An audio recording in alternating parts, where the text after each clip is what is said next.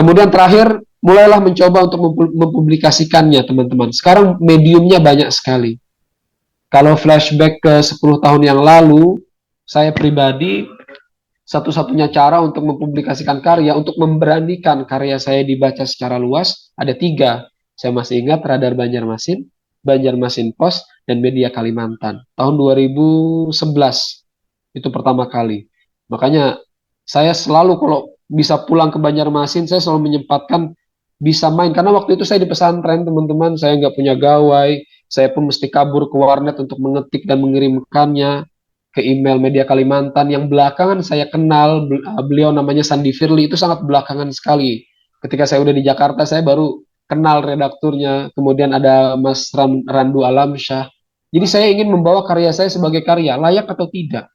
Kira-kira begitu. Dan saya membatasi sekali untuk mengenal para redaktur itu sebelum mereka membaca karya saya. Jadi kalau kita sudah kenal, nanti ada kesan nepotisme atau ada kesan dia udah kenal. Maka saya selalu yaitu kepada Kak Sandi, Sandi Firly dan Mas Randu dan Pak Zul ya, Pak Zul Faisal itu kami tidak pernah berjumpa. Pak Zul saya tidak pernah berjumpa, Pak Mas Randu tidak pernah jumpa. Kak Sandi saya pernah jumpa itu pun sekali waktu acara saya lupa 2018 kalau nggak salah itu. Itu aja interaksi saya bertemu dan kita ngobrol lama begitu. Tapi saya sangat terkesan dengan mereka. Jadi mulailah mempublikasikan karya teman-teman. Hari ini banyak sekali website sastra, mulai dari yang ada honornya sampai yang tidak. Teman-teman boleh memulainya dari website yang tidak berhonor, tidak apa. Saya 2011 sampai 2011 sampai 2014, saya tidak pernah sekalipun mengambil honor di Banjarmasin Post dan Radar Banjarmasin. Itu fakta. Kalau Media Kalimantan memang nggak ada honornya. Karena yang terpenting saya dibaca dulu. Nah, 2014 saya udah di sini saya sudah di sini berapa tahun di Jakarta. Wah, sebagai mahasiswa saya butuh juga honor. Saya sudah mulai agak bukan arogan ya, tapi saya sudah mulai mempertimbangkan.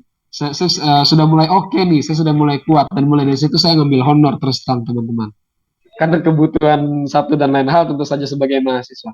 Tapi sejatinya ya tadi ada proses itu. Saya 4 tahun pertama tidak pernah sekalipun mendapatkan honor. Dalam arti bukan berarti saya tidak mau ngambil, karena sangat dekat sekali. Saya main ke Banjarmasin itu sering ke melewati kantornya, apalagi di Radar Banjarmasin ya, itu di Banjarbaru kantornya itu. Saya tidak pernah singgah, meskipun sudah di email untuk mengambil, tapi saya katakan bahwa saya dimuat saja sudah senang, karena saya juga merasa bahwa saya masih pemula. Itu saya lakukan di awal. Nah, ini sebagai bagian dari proses. Kawan-kawan boleh menggunakan hal semacam itu. Jadi nggak apa-apa medianya tidak berhonor sebagai pemula, tapi saya pikir kalau sudah setahun, 2 tahun, 3 tahun, bolehlah mempertimbangkan hal tersebut. Itu yang bisa teman-teman lakukan. Atau minimal membuat blog misalnya ya, blogspot untuk kalian bisa membagikan karya kalian untuk dibaca lebih luas. Kemudian selanjutnya, teman-teman ini terlalu teoretis sebetulnya. Tapi setidaknya cara berpikirnya ketika melihat objek ini apapun, peristiwa, kemudian sosok, atau apapun yang ingin kalian tulis, setidaknya dua ini yang paling dasar. Pertama, berpikir kritis ya, pertanyaan.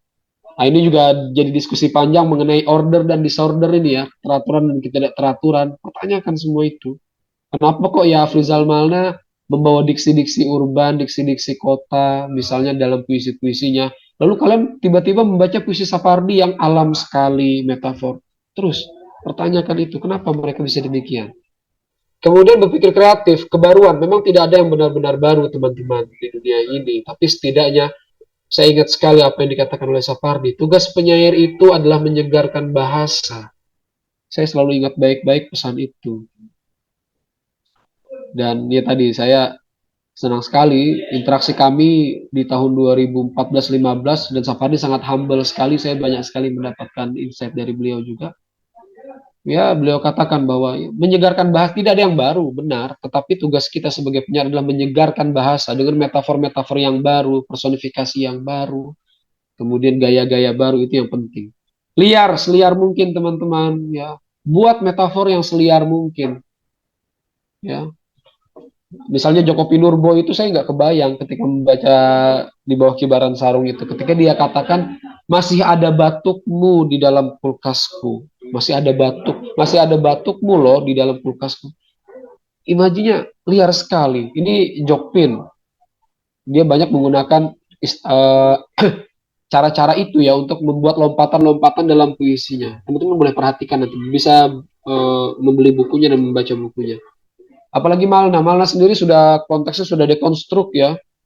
Cara membacanya pun tidak bisa melalui strukturalisme barangkali bagi teman-teman. Mungkin menggunakan poststrukturalisnya Derrida, salah satu pendekatan yang paling gampang membaca Malna. Bagaimana liarnya dia mengkhianati dengan bahasanya sendiri ya, bahwa mengkhianati bahasa, bagaimana bahasa itu terlalu teratur dan sudahlah kita lepas dari itu semua. Nah, keliaran-keliaran semacam ini mesti muncul dari diri teman-teman. Imajinatif dan defamiliarisasi.